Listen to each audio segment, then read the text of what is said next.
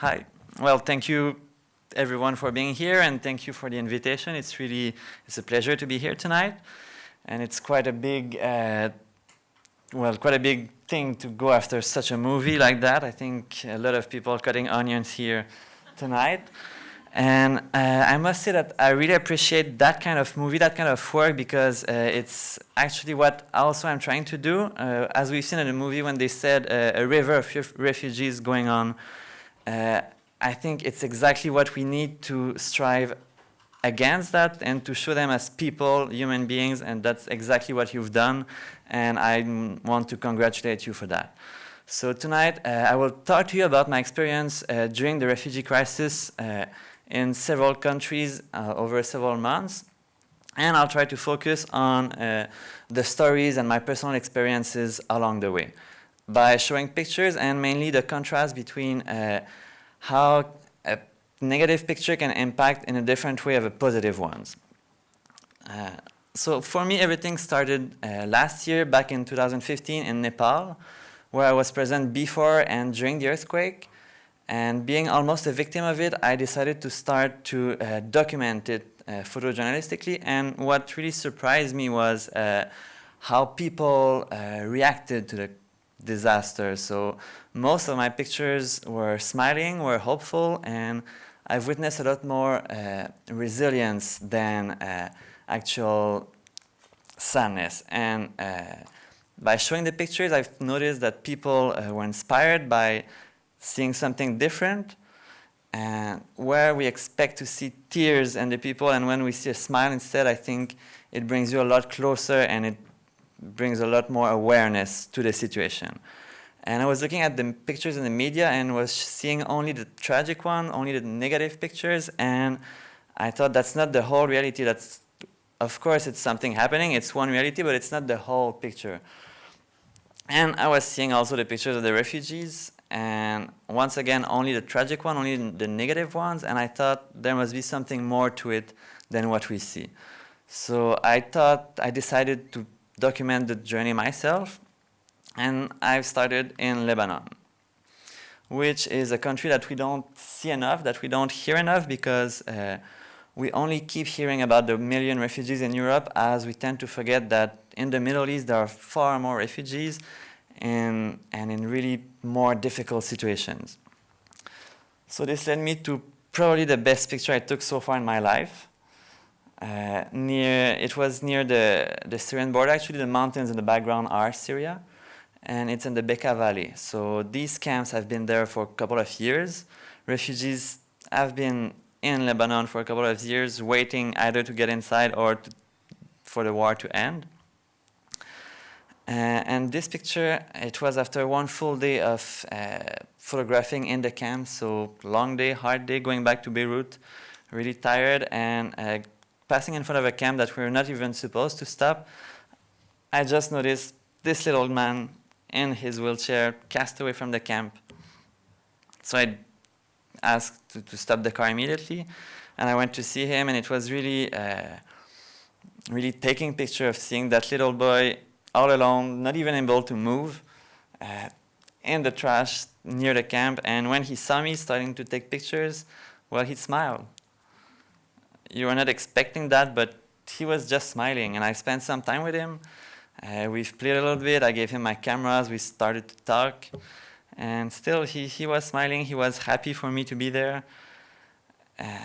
And it's really difficult always at the time, after spending maybe 15 minutes taking some pictures and saying goodbye. You know that he's still going to be there, you know that you are going to your hotel and you'll be in a stable situation, and he will still be there, still unable to move, but still smiling. And it was an important lesson of hope, and for me to see that in this situation he was still able to keep the hope. Following Lebanon, I've been into Greece to show the usual pictures of, actually the most famous pictures of the refugee crisis. So all the boats arriving in the islands, the most, we can say, tragic pictures, most tragic moments, where we have heard about all sadly, the casualties happening on Lesbos. And of course, when you're there, it's exactly what you see. There's a lot of difficulties, it's the most perilous part of the journey, so of course it's extremely difficult, but we tend to forget that most boat arrivals go, if not smoothly, either relatively safely, and when it's over, refugees realize that they've been through the most difficult part, the most dangerous part, and they're happy to be able to enter Europe and to realize that they are on their way to a better life. So actually, when you're on the shores of Lesbos, you see a lot of selfies, like this man happy to take a selfie, arriving on the island to send to his families and show that he's safe, that everything is all right. And even as a photographer, when you go around, you see a lot of people hugging, a lot of celebrations. And even myself, I've been part of many group hugs, of many selfies. Refugees are just happy to be there, happy to be alive. And you can feel the emotion and the energy, and it's not only the negative and the sad pictures that we see in the media, there's also that part that I think it's really important to remind also. Another thing that we don't hear enough about on Lesbos, and that really shocked me, was walking around the shores, you can see a lot of discarded items. So, of course, the wet clothes that they throw away when they arrive on the island, but even more importantly, personal objects, personal items. And going around the beaches, you can recall some of the stories that have been through. And something that really shocked me was that you can find passports, many passports everywhere.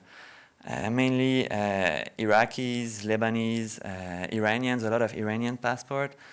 And this is because it's much easier to go through all the bureaucratic process when you're Syrian. So they try to pass as Syrian by discarding their passports. And it's really impressive because for us, I mean, a passport is the most important piece of paper we have in our life, and never would we think of throwing it away, of discarding it away. It means that you're at a point in your life that you're ready to put everything behind and to take all the risk possible to start something else.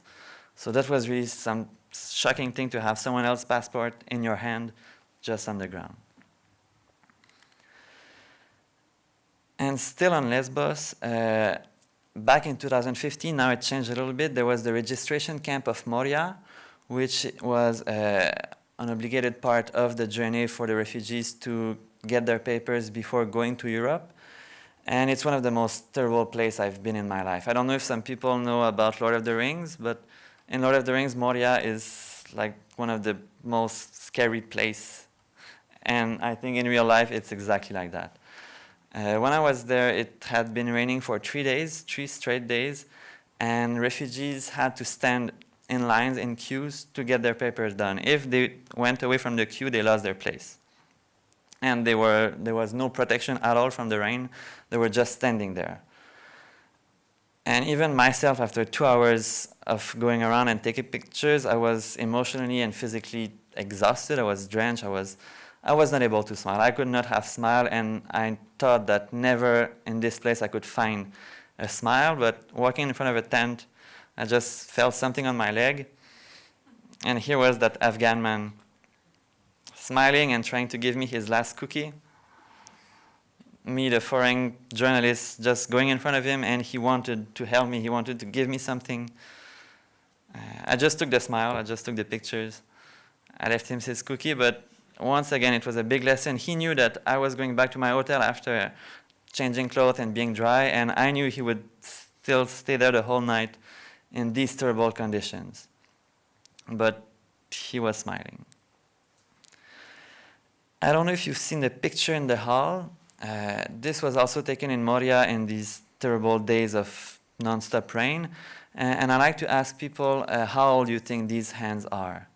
So take a guess, anyone. 75. All right, 75. 20. 15.